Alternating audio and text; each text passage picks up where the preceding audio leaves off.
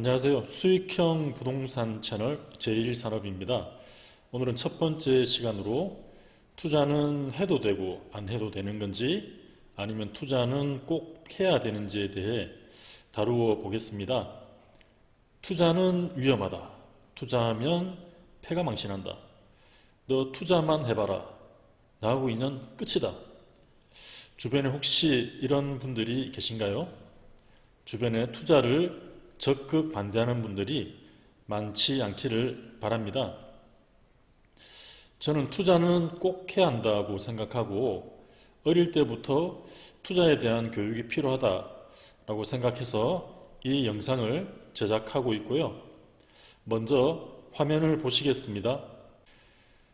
검색창에 2022년 물가 상승률이라고 검색을 하면 다음과 같은 화면을 볼 수 있는데요. 먼저 용어 정리부터 보면 생활 물가 상승률, 생활 물가 지수의 전년 대비 증감률이라고 되어 있고요.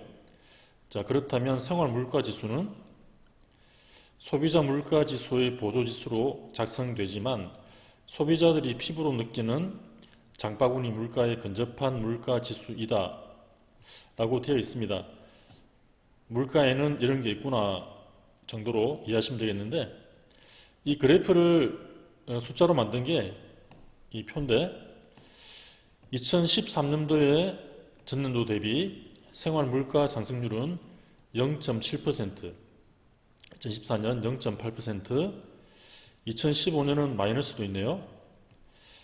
쭉 안정적으로 이어오다 중간에 잠깐 올라갔다가 2020년까지 매우 안정적으로 물가가 관리되어 오다가 2021년에 3.2%로 크게 상승했고 2022년에는 6%로 큰 폭으로 상승했습니다.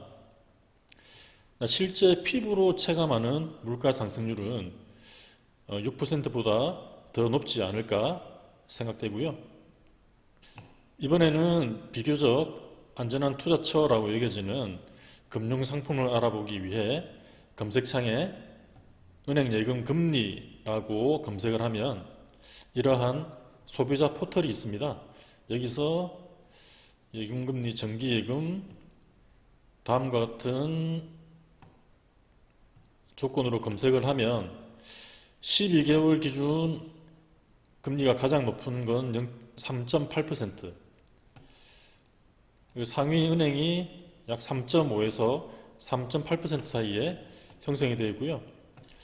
금리가 조금 더 좋은 적금 금리를 마찬가지로 검색을 해보면 12개월 기준 4.5%가 가장 높고 그 다음은 정기예금 금리와 비슷한 수준으로 형성되어 있는 것을 확인할 수 있습니다. 오늘 영상의 결론입니다. 물가 상승 폭이 예사롭지가 않습니다. 물가가 상승하게 되면 화폐 구매력, 즉 화폐 가치가 하락을 합니다.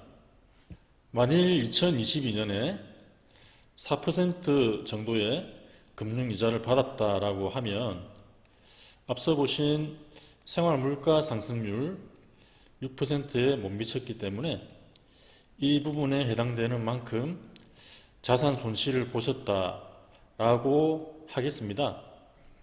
만일 2022년에 전혀 투자를 하지 않았다라고 하면 생활 물가 상승률만큼 고스란히 자산 손실을 보셨다고 하겠습니다. 투자를 하지 않으면 잘못된 투자로 인해 자산이 큰 폭으로 하락하는 일은 없겠지만 화폐 가치 하락으로 손실은 100% 확정입니다. 나는 작년과 똑같이 열심히 살았을 뿐인데 화폐 가치 하락으로 지출이 증가해서 결론적으로 지갑이 얇아졌고, 다른 말로 표현하면 작년보다 더 가난해졌다라고 할 수 있습니다. 나는 부유한 게 싫다, 가난이 좋다 하시는 분은 영상을 패스해 주시기를 바랍니다. 50세 부부가 은퇴하는데 얼마만큼의 자금이 필요할까? 평균 수명이 많이 증가했습니다. 약 90세까지 장수한다고 생각을 하고 한 달에 약 300만 원 정도의 생활비가 필요하다라고 했을 때 약 40년간 필요한 돈은 14억 4천만 원이라는 큰 돈이 필요합니다.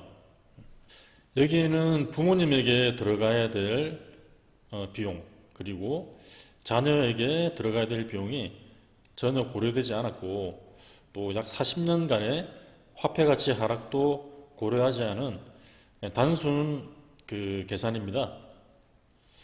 실제로는 이거보다는 더 많은 돈이 필요할 것으로 보이는데요.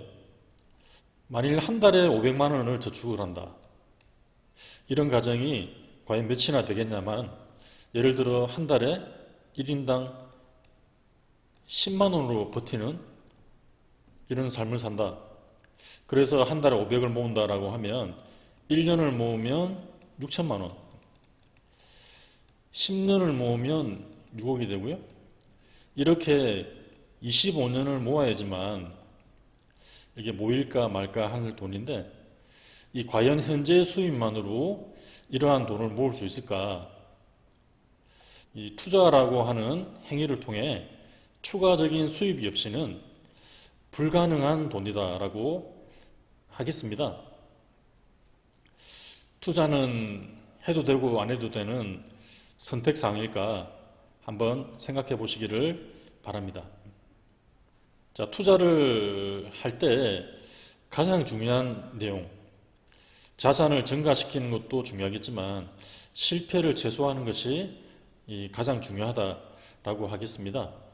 그러기 위해서는 여러 가지 분야 중에 저는 가장 좋은 투자는 내 사업을 하는 것이다 라고 생각을 하는데, 현실적으로 이러저러한 부분 때문에 어려움이 있다 라고 하면은 투자를 할 수 있는 여러 분야가 있습니다. 투자를 하려고 하면 해당 분야에 대한 기초 지식은 반드시 가지고 계셔야 하고, 그리고 지인 중에 자산 증식을 잘한 투자 고수가 있다라고 하면 지인을 적극 활용을 하셔야겠고, 또 요즘에는 책, 영상, 인터넷 등으로 다른 사람은 어떻게 투자를 준비를 했고 어떤 분야에 투자를 해서 어떤 성과를 올렸는지 간접 경험을 쉽게 할 수 있습니다. 또 해당 분야의 전문가를 활용하는 방법이 있을 거고요. 이 모든 방안을 다 활용을 해야지만 투자를 해서 실패를 최소화할 수 있을 것입니다.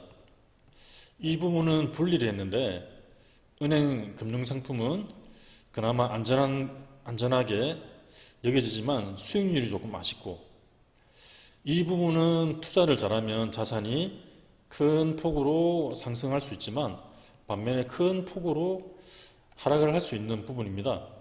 따라서 이 부분은 투자를 할 때 각별한 주의가 필요하고, 이러한 준비 과정이 없이 섣불리 투자를 했다가는 큰 낭패를 볼 수 있는 부분이라고 생각합니다. 자, 이러한 과정을 거쳐서 투자할 곳을 정하고 투자를 해서 최소한 생활 물가 상승률보다 높은 수익률을 달성하고, 나아가서 추가 수입을 통해 자산 증식이라는 큰 기쁨을 맛보시기를 바랍니다. 이 영상을 시청하시는 모든 시청자분들은 2023년도 최소한 생활 물가 상승률보다는 높은 수익률을 달성하시기를 바랍니다. 저는 부동산을 다루는 공인중개사이고, 그 중에서 수익형 부동산 현장 실무 경험을 토대로 영상을 이어나가도록 하겠습니다. 오늘 준비한 영상 여기까지고요. 시청해 주셔서 감사합니다.